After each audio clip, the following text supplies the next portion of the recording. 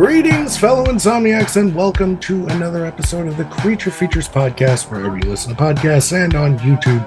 I am your host, your friend in fright. My name is Chunky Larry, and today we get to do something really interesting. We're going to be having a conversation with a film that hasn't already been made. So we get to get in on the ground floor and discover the process and the progress of independent film. The film has a title that we're going to get into, but the minds behind PTK Studios are sitting here with me today, Enzo and Will. How are you guys doing? I did not say your name because I already forgot the last. How are you guys doing? Don't do drugs, guys. It's bad. Good. It's bad. Pretty good. So. I think where I want to start this conversation is the name of the movie. Super scary, not clickbait. Yes. Don't watch at 3 a.m.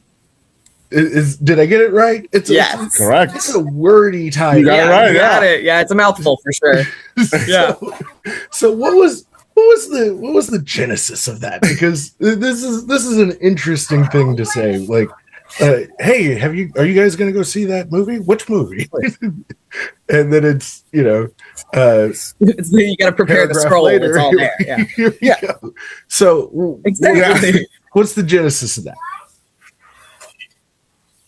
The genesis, it's a found footage film, so it was birthed through the idea of just like all those YouTube videos that you're yourself finding at midnight, messing around. You're saying, "Hey, this is terrifying video, scary." All those like exclamations that all these YouTube videos had that really just trying to grab you. And the idea was to kind of take that feeling and bring it into the movie, right? Where it's like kind of dorky because you see them, you're just kind of like, that's a little dramatic. Like, is this really scary? Like, come on. But then you're just like, well, is this actually scary? Yeah. And then you click a video and it's maybe you find a cool horror video, maybe you find the lamest Photoshop you've ever seen someone do, trying to pass it off as real. But it's like exciting. It really, we wanted to speak to that early era of YouTube where everything was discovery, everything was possible. You were either going to see the lamest thing you've ever seen in your entire life, or you were going to be so afraid you had to like go sleep with your parents that night because you're like, you've either seen something amazing or it's the most horrifying thing you've ever seen.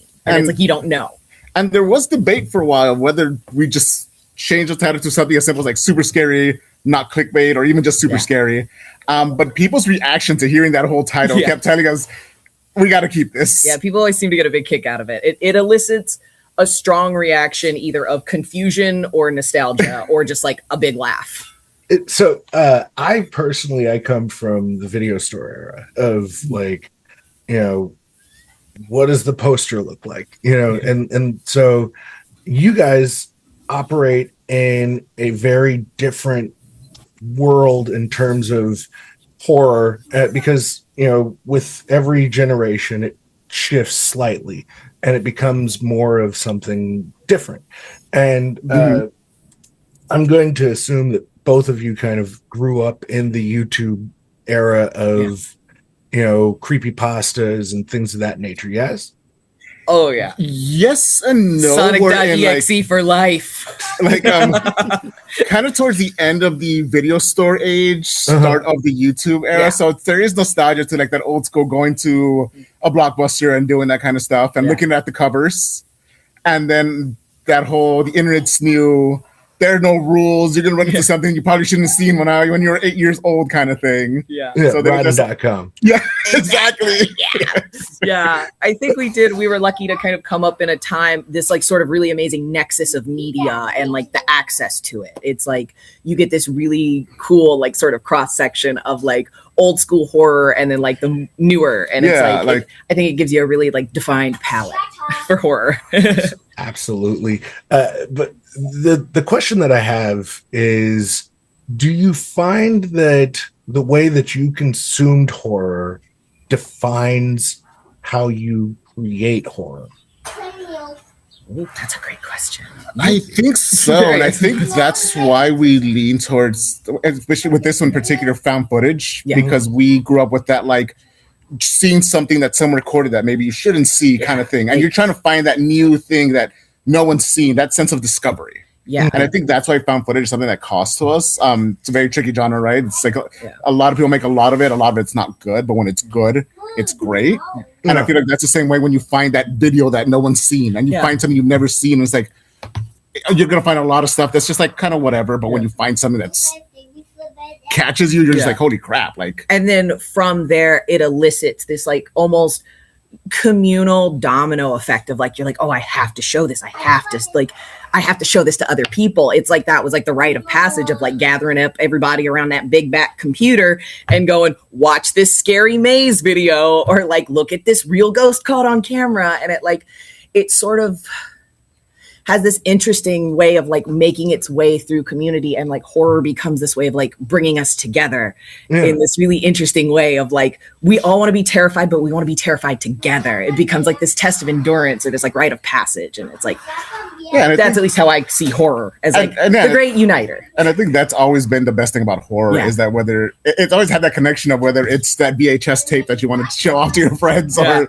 like I was bringing The Ring to every slumber party as a kid, or it's that like YouTube horror. I mean, I think the only difference there is just the format in which we show the videos, and that you're just copying and pasting a link into somebody's message, exactly, and then it's like you're passing this chain letter along. So. Exactly, And so with making found footage, because I feel like it is a tricky format and genre to navigate, because you want it to be authentic and believable, and but there's also like a whole writing process that goes into it, and that I have to imagine makes for a harder direction of actors, because you want them to play it naturally. But then there's also like hitting your lines, making sure that the point is being conveyed. So what would you say is your biggest hurdle with writing and producing and directing a found footage horror film? So that's funny that you say that, because it is, found footage documentary. You want it to feel as authentic as possible. People shouldn't feel like they're saying lines. So that was the first question we asked ourselves. And how do we do that? So how we did it was we wrote different versions of the script for everybody. Okay. So they experience the horror in different ways. So no one knows exactly what's going to happen to their character, or that things will happen differently to them. So they don't know what to expect. Their reactions are genuine to them, because we've told someone, hey, this is the horror to expect. And we told someone else, this is the horror to expect. And only one of those is going to be real. Yeah. So now they're at a point of just like, is it what I know, or is it what they know? And they we brew it. Gruesome brew coffee. Sip into the shadows.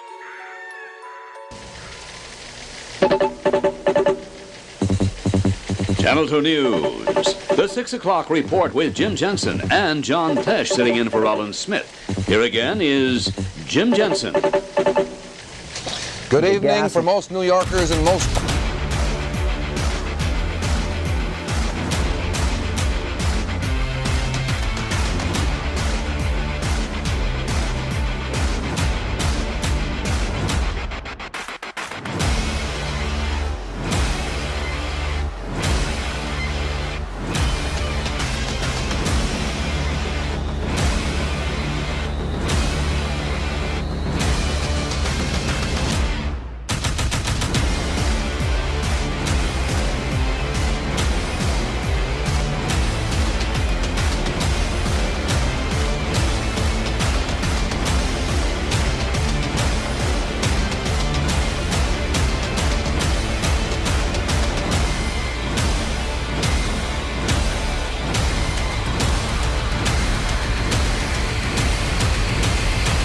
Looking for something different. Find it on Will, your process in terms of collaborating with Enzo, what is that for you? My process, I think it's definitely a different angle than he's coming at it from. Enzo has had a bit more experience in the filmmaking side of the arts. My experience kind of lies more with like the theater and like painting and like things of that nature. So this is my first sort of experience on a production of this scale, which is like so exciting because I get to learn from like a really cool and forgiving boss. But like my sort of what I bring to the collaboration, I think is my favorite genre of horror is found footage. Okay. But I'm one of those terrible people to watch a found footage horror film with because we'll be about 20 minutes into it and I'll just go like, where'd that camera angle come from? Who's filming this? Why are we still filming what's happening right now? Where'd the music come from? Why we got music here? So I think what I bring to the table on this is just that sort of like, because I know I'm not the only person who has that with it. It's like, I love found footage, but so much of it is like, I see something that I'm sticklery about it. So I'm like, I think my point that I bring is like, I'm very much like, these are the found footage rules. We have to honor these. This is like it's a genre that is so important, not only to horror, but like filmmaking and advertisement and just like all of it as a whole to me, that it's like, I'm like, it's due its respect. And there are certain rules that we must follow. Everything else is cool, but like, these are the things we have to do. Yeah, Will's good at making sure there's continuity in the idea of a documentary. Yes. You don't want to break that because the moment you break that, you lose the audience. You're like, I now know I'm watching a movie. I am not terrified for these people. And then within that space, I'm able to do the scary. Yeah. And okay, cool. This is how we can fit this in. Yeah, I mean, you got to be meticulous with it without it feeling meticulous. Yeah, exactly. That's like that balance of like, it needs to be polished to such an extent that it feels unpolished. Like, you have to be good at it being good until you can be good enough for it to look kind of bad. And the truth is, that's where pre-production is the most important part. Production is shooting it is the most fun part because of pre-pro. Our actors, we've choreographed our actors, we've blocked our actors, we've read the script with the actors. As soon as everybody knows what to expect, then we just kind of go, okay, these were the lines as written. This is found footage. This is documentary. This is supposed to feel fluid. Kind of go with the flow. Don't feel like you're stuck with the script. If an actor wants to change the line, we let them do it. And it lets them find their rhythm. It lets them feel more real. Yeah, we've been really lucky in finding these actors like Audrey, one of our actors. She has experience in like social media content creation and advertising, and she's just like used to like coming up with stuff on the fly. And also, she's been an actress for so long like, that on top of all that, she can like look at it from all the different angles and be like, this is exactly what I need to do. Yeah. This is what the character would do. And then Diego, one of our other actors, he's got a history of improv, so he's just like so quick to like. And you're like, oh my God, that's genius. I would have never written that into a script, but you're like so on the vibe of your character. You're like, oh no, this is just naturally what he would say. Yeah. And I love that. We've gotten so huge, major shout out to every single person on our cast. We have just been so like blessed by the gods of cinema with these guys. You had mentioned Audrey, and Audrey is somebody that I actually am very familiar with. Yeah. And there's a lot of people on social media that are in the horror space that are familiar with Audrey. Now, do you find any concern about that familiarity pulling somebody out of the film? Because, so like, for example, I watched Looky Loo 2. For the found footage, unnamed footage festival. And Jessa Lux, who's in things like Slasher Sides and all of these independent horror films, she is in a throwaway part in the film. And it's like, I know them. You know, so is that something that you guys are concerned about, or do you think it works in the favor of getting eyes onto the product? I would say it works to get eyes on the project if people are familiar with Audrey. Audrey is such a good performer. I was about to say, I think that's the really exciting thing about it is you see Audrey on like TikTok or Instagram or whatever, and she's just this like this character of like, oh, this is the fun person I want to hang out. This is so exciting. And then you get to see her on camera in this more sort of like serious dimension. And I'm like, oh, like that's an intensity that like we call cut sometimes. And I'm like, oh, girl, I'm shaking. You got me. I'm like, I'm so excited for you guys to see what she's going to do. You like, I will say, I think people may go into this being like, oh, that's Audrey. I know her. And they're going to go like, who is that? I thought that was my friend. Who is that? Now I'm scared. And so, Enzo, in terms of like the shooting schedule, the turnaround time, when are you trying to have this completed? So, comes to film, I study everyone and everything to make the process as fluid as possible. After pre-production, I kind of allow pre-production to be the nightmare stage of like figuring everything out, so that when we shoot at a pace that's pretty fast because we have everything so planned out that everybody knows what to expect. Yeah. So we're shooting started in May. We had to kind of hold for a second because of just everyone's schedules. Yeah. So we were to get some good footage for the first half of the movie. Now we're going to go ahead and shoot the second half of the movie, and that's really where the set pieces are, the big stuff. I'm not giving anything away, but just like really when the movie takes off. Yeah, and that's when we hit the point where even our actors are going to be like, "What's happening?" And then that's going to be the end of this month, June. Okay. And then right after that, basically, I edit as I shoot. So what we have is already some scenes already edited to how we kind of want them to look. We will finish editing the rest in July and have a first cut by mid to late July.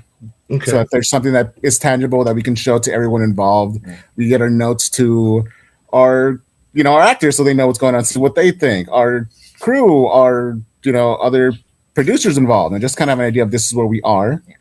And then through their work all the way through August to have basically our cut ready to show. Okay. Our goal is to have something by the end of August to just be like, it's ready to show to people. So this being your guys' first feature-length film, is there any concern in terms of structuring and pacing specifically with something like found footage? Because you want to have it follow kind of a rhythm, that way it doesn't feel kind of obtrusive while you're watching it. And so with short film, it's like point, and then it's done, right? But with a feature, you've got to let it breathe a little bit more than you would with a short film. Now, is that something that you guys are thinking about in the pre-production process of it, or is it something that you find that you'll kind of pad out in the post-production portion of it? This was always a feature-length production for us. I think the story and the breadth of stories we believe that these characters are more than capable of telling. If everybody loves this one, we have tons more. But like, I think it was always important to us that it was feature-length. I think it was one of those things of like, we felt that we had enough story to tell, and it wouldn't have been as much fun if it had been any shorter. At least to me. It's definitely a thing where it's just if it would have been a shorter thing, we probably would have done it as a short film, just with like the idea. But as we wrote it and everything, it did turn into a feature. And as soon as we knew it was a feature, we're like, okay, cool, we're doing this feature. There was initial concern about pacing, just because you never want to lose your audience's attention with found footage. You worry that there's too much talking going on in found footage, so much not happening. So the first step was figuring out how to make sure that the parts that were where it's basically setting up what we're doing, the world that we're in, all our characters, was interesting.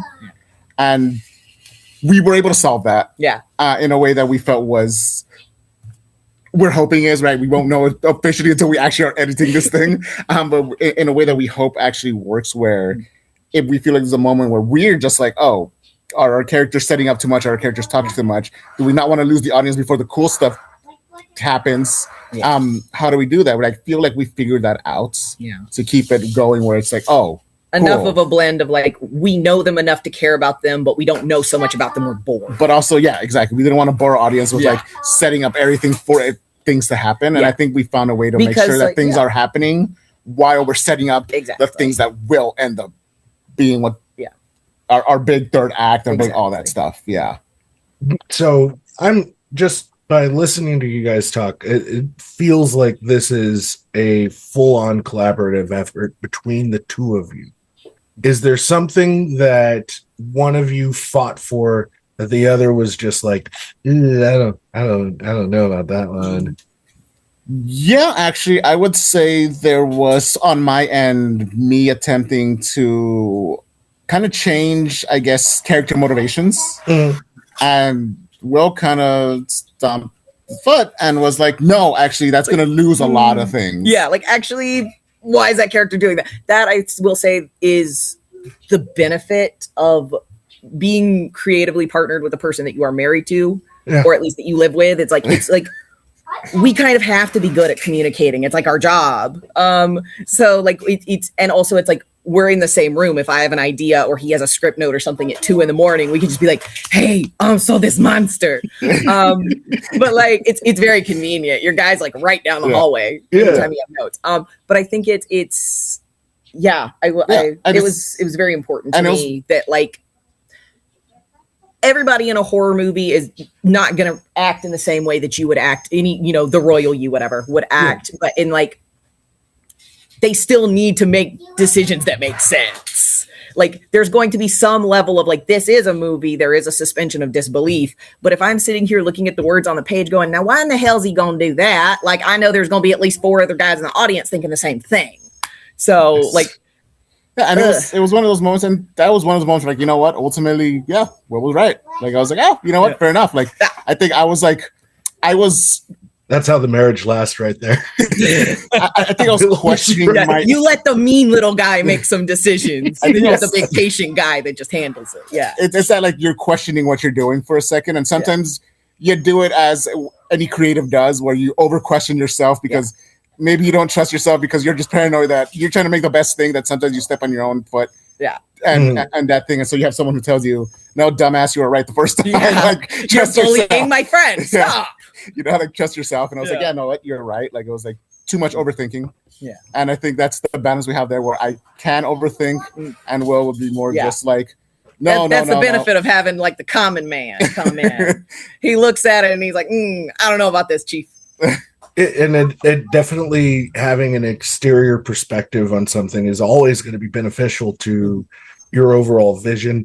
But this, again, it feels like the vision of 2 creating in 1, sort of like person off screen, all the noise. So I have to assume that there are certain elements of this that you look at as like your baby. And so they're sacred to you, but then in the practice of actually executing them, you may have to sacrifice some of those elements. Is there certain stuff that you would be willing to sacrifice and certain stuff where you're just like, no fucking way, this has to go exactly like this? And how are you contemplating kind of achieving that in that situation? Ooh, that's a good one. Yeah, like you're honestly like really good at that. We've done a lot of these and like they've all been good, but I'm like, wow, damn. There is a point where there's a lot that I feel like I want to make sure we do because I think it'd be really cool. But at this, it's tough to say without having shot some of the bigger stuff. But I also know that there's a couple things that I want to try to do, and I love them, and I hope I could make them work in the way that we can. But I am almost ready to be like, if this one doesn't work, I'm willing to let it go. Yeah. But there's a couple where I'm just like, oh no, I'm going to put everything in me to make sure that this makes sense because of how passionate I am about this particular, how we are expecting it to look. How it can look, and we're just like, it's one of those things where I can see us just because, like we're married, we live in the same house, we can rehearse these things with us here and see how we can make it work on camera before we get our actors here and then realize it doesn't work. Yeah. And I think that's the benefit of having us together all the time is that we can analyze this and make it work and sacrifice it before we get to that point. It's like you said, ostensibly this film is a baby to us, and we're parents to a human baby as well. So we got a little bit of practice on both sides, but like, you're right. We love it. It's precious to us. It's something we are willing to protect and make sacrifices for. But at the end of the day, if my baby's wearing a dumbass looking outfit, I'm not going to send him to school. So I will be making, like, I'm willing to make the hard choices. I love this baby so much. So my kids, I'm willing to make a hard choice in order to make sure it looks as good as it can. I'm not going to send it out to school looking stupid. well, so my kids like to wear pajamas to school. And it's one of those like pick your fucking battle kind of things, you know what I mean? Like, and the older that the little one gets, the more you're gonna understand. Like, oh fuck, this is. Oh yeah, no, like, is this worth the fight?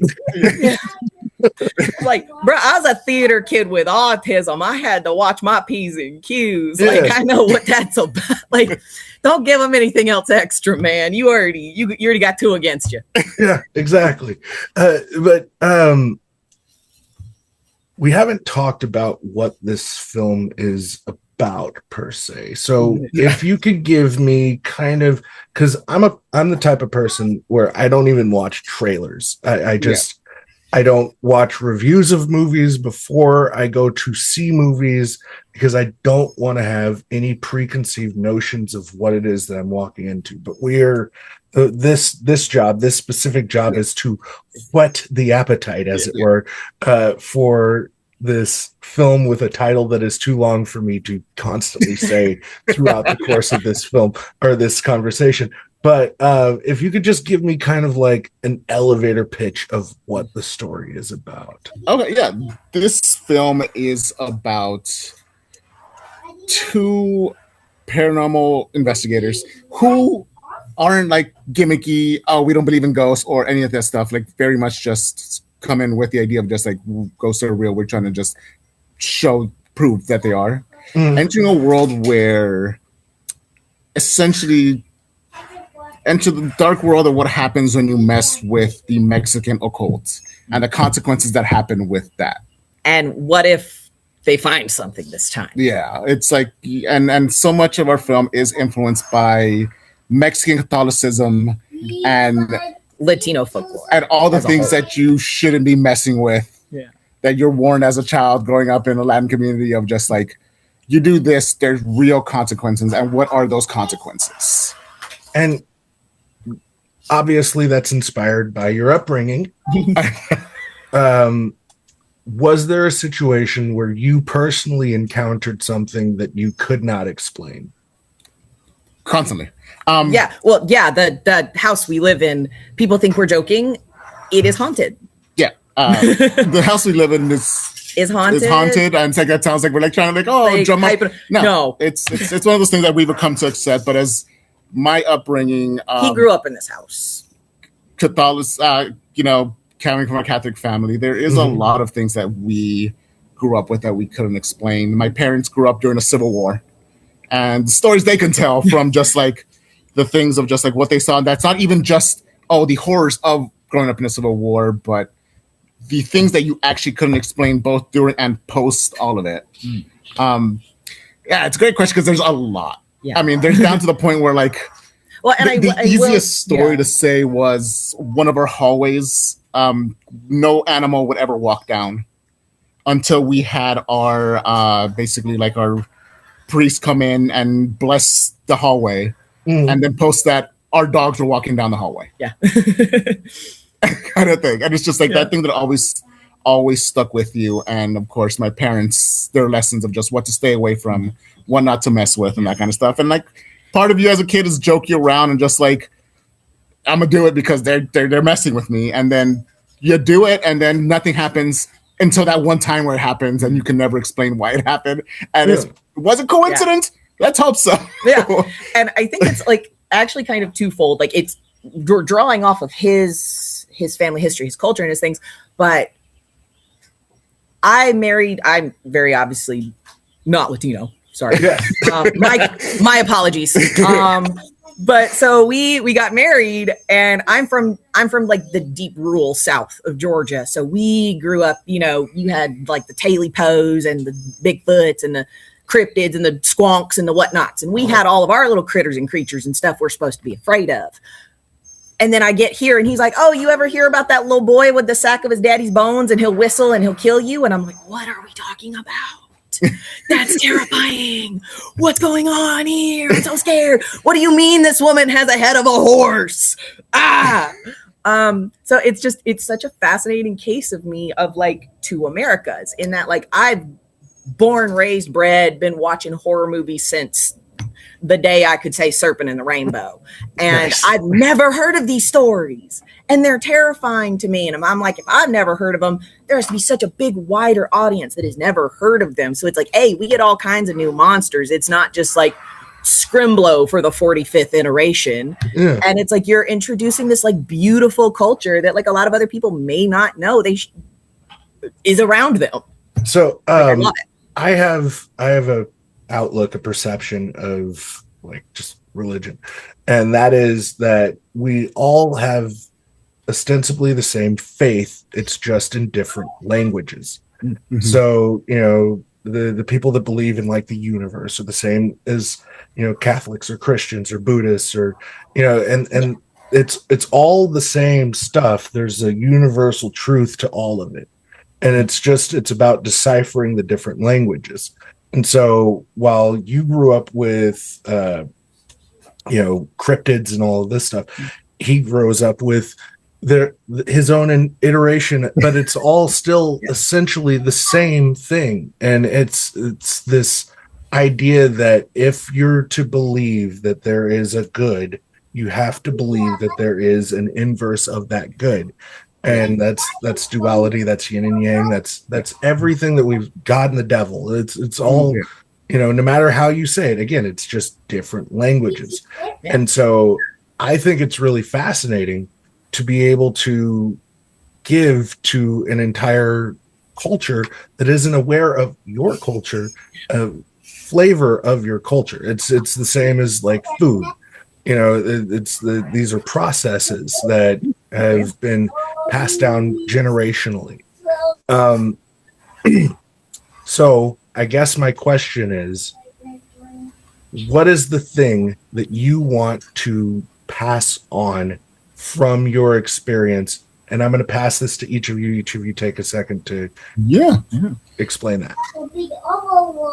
I think the goal here really is kind of what you're saying, right? Where there are all these stories that a lot of people may not have heard of just because of where we're from, our backgrounds. Ultimately, horror is a universal language. And all these scary stories, campfire stories, however you want to see them, is a similar shared life.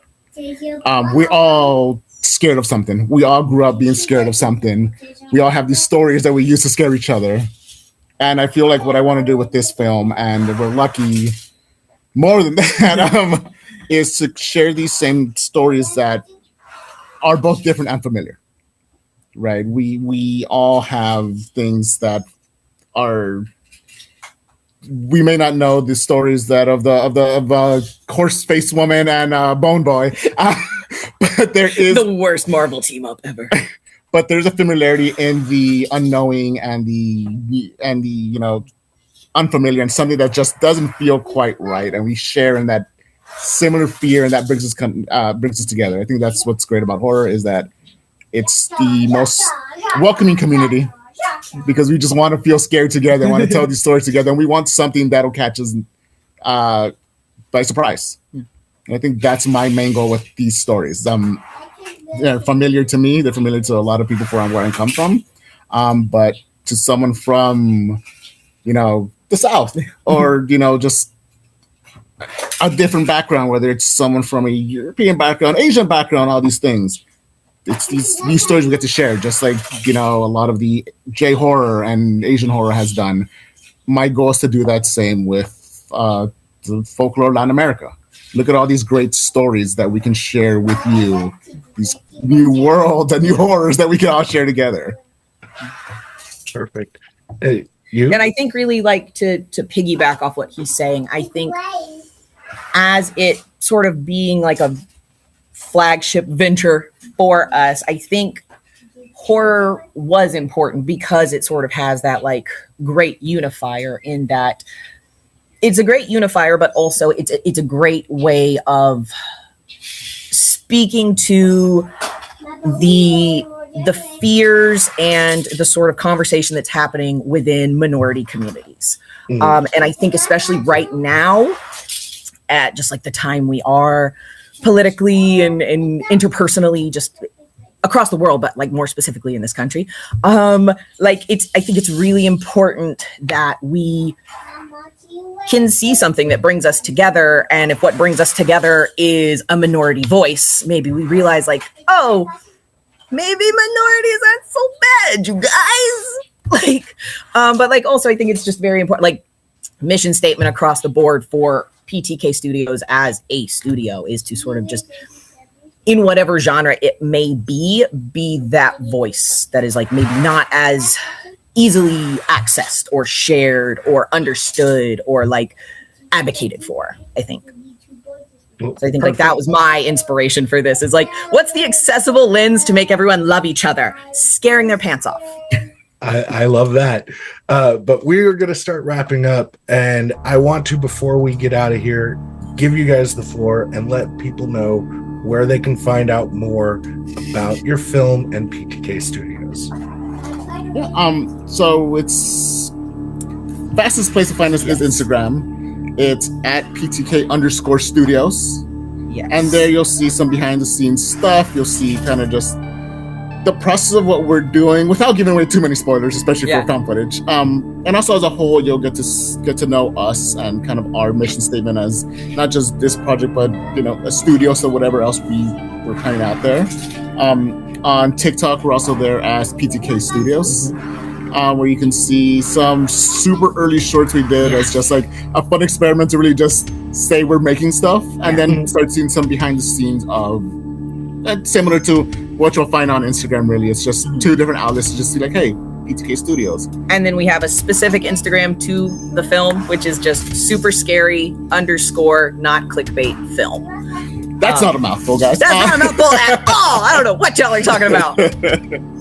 And again, the movie is super scary, not clickbait. Don't watch at 3 a.m.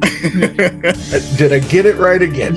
You got it. All right. I don't got your last names, but I got the name of the movie right. So we're doing okay. There we go. If you guys are here just because of PTK, but you've enjoyed the conversation, you want to find out more about us, first of all, thank you. Secondly, you can follow us everywhere in the world of social media just by searching at Creature Pod. That's YouTube, Facebook, Instagram, Threads, TikTok, all of the things. I'm even on Letterboxd, I guess. I don't really review things, but there are reviews there. But I wanted to thank Enzo and Will so much for coming and sharing some time with me and talking about your film. I think that it's going to be really interesting, and it's cool to get in on the ground floor and see the hope. And maybe after I'm done, or after you're done filming the thing, I'll have you guys come back on. You can both look like just drained of all of your right. It's the Squidward meme. You saw us on our first day. Yes. And then at that last day, right before everything's ready to go, we can have another conversation, and you guys are just like, I fucking hate found footage. This guy. But again, thank you guys so much for coming onto the show. Thank you for having us. Absolutely support. This never fails to be horror. Cool. Like, not cool. I love doing this. Oh, dude, yeah. This is the point of podcast to me, is using your platform to point people in the direction of things that you think are worthwhile. Exactly. And I would be remiss if I didn't mention Echo Cell Collective at this point. They have been very beneficial for you guys as independent filmmakers, and for a lot of us who are independent horror content creators, just getting our feet wet in the world and putting our stuff out there. So if you haven't yet, definitely go check out Echo Cell Collective. They're on all of the social medias as well. But that is going to do it for me. So for Enzo, for Will, and for myself, again, my name is Chunky. This has been another episode of the Creature Features Podcast, where we listen to podcasts, and on YouTube, listen to someone you trust.